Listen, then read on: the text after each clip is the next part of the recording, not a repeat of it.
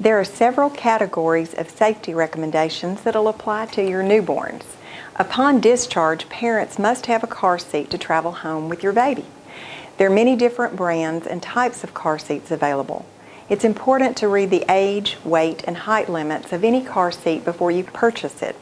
Some car seats that grow with your child are much larger, and it's important to also try them in the car and make sure they'll fit. Be aware of expiration dates as well for car seats. Because car seats are left in hot cars, the plastic components will degrade over time, making them unsafe. And you should never use a car seat that's expired or one that's been in a collision. Both of these issues make a car seat potentially unsafe. When installing a car seat, thoroughly read the car seat manual as well as the section in your car manual about the appropriate positions for car seats and how to secure them safely. Some smaller cars may not accommodate a car seat in the preferred rear center position. Also, when you buy a car seat, or for that matter any other piece of furniture or equipment for a baby, make sure that you fill out the registration card and send it back to the company so that they can inform you if there's a recall on a particular product. If you would like someone to check your car seat for correct installation before you use it, the fire department will be happy to inspect them for you. Below, you'll see the link to NHTSA for more detailed information on car seat installation and videos. Remember, never leave a child alone in a car, even if you plan to come back soon. Temperatures in cars can get dangerously hot very quickly. When distracted and developing a new routine with a new baby, put your purse or your phone in the back seat alongside your baby as an added reminder that you have a baby on board. Babies are born with heads that are large in proportion to their bodies and very weak neck muscles.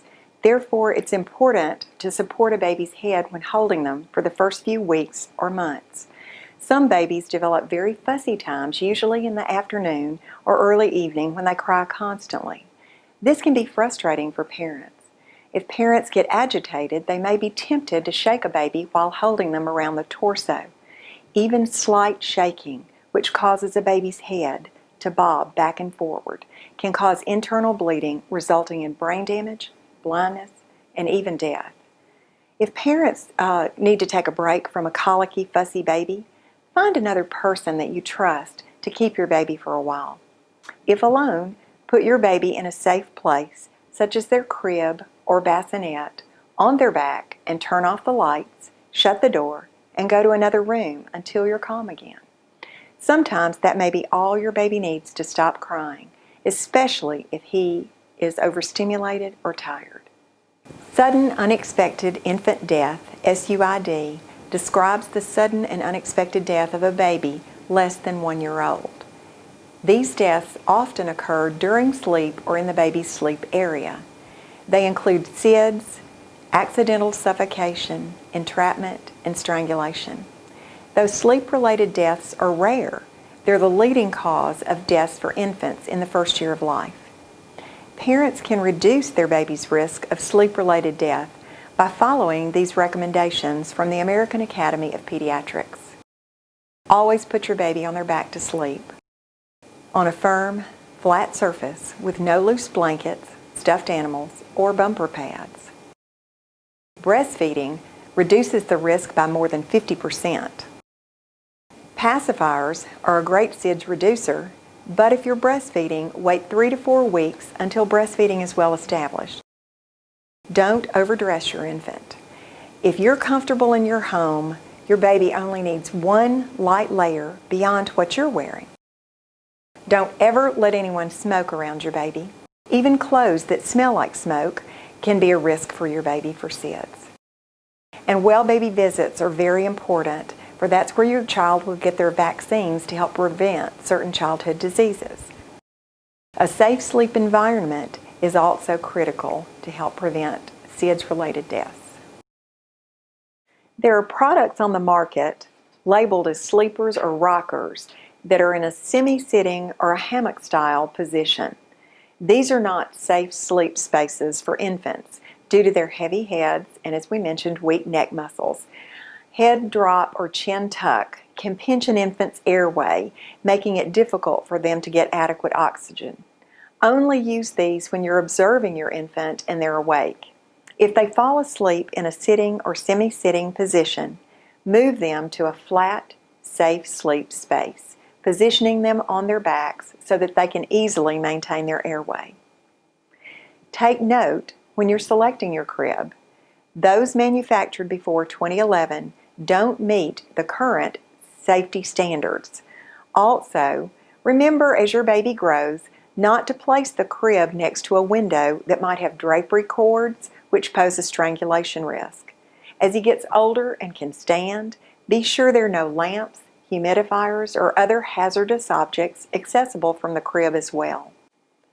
To help protect your child from infant abduction, don't erect yard signs, balloons, or anything to announce the birth to passersby. Be sure to do background checks or references before you hire sitters, and verify the identity of anyone before you allow them inside your house. Siblings that are under school age should not have unsupervised access to your newborn. They're not strong enough, nor do they have the judgment to handle infants. Older children should be taught how to hold baby safely by supporting the head, to follow the SIDS recommendations, and to never shake a baby. Your baby should never sleep with a sibling, but encourage siblings to spend time with them and teach them to play safely with the baby. Sibling rivalry is normal, but teaching older children how to interact with their new sibling will encourage a positive relationship between them. Also, be sure to provide one-on-one time with your older child so that they don't feel neglected, since you'll be spending lots of time with your newborn. If older children are present in your household, that also means toys with small parts may be present and pose a choking risk to your infant. Teach older children to pick up their toys and not to leave them where the baby could grab and put them in her mouth. Toys that are safe for newborns include mobiles that are high above the crib, out of the baby's reach, soft toys and stuffed animals, non-breakable baby-safe mirrors, and soft books with colors and textures. When outdoors, babies under 6 months of age should be kept out of direct sunlight. Use long sleeves, pants, hats, and umbrellas for sun protection. Stay indoors during dawn and dusk hours to avoid mosquitoes. And ask your baby's healthcare provider for their recommendations on sunscreen and insect repellent. Practice water safety when you're near pools or other bodies of water, and never take your baby in a hot tub. And last but not least, don't forget that infection prevention for your newborn begins with good hand washing for everyone who comes in contact with your new baby.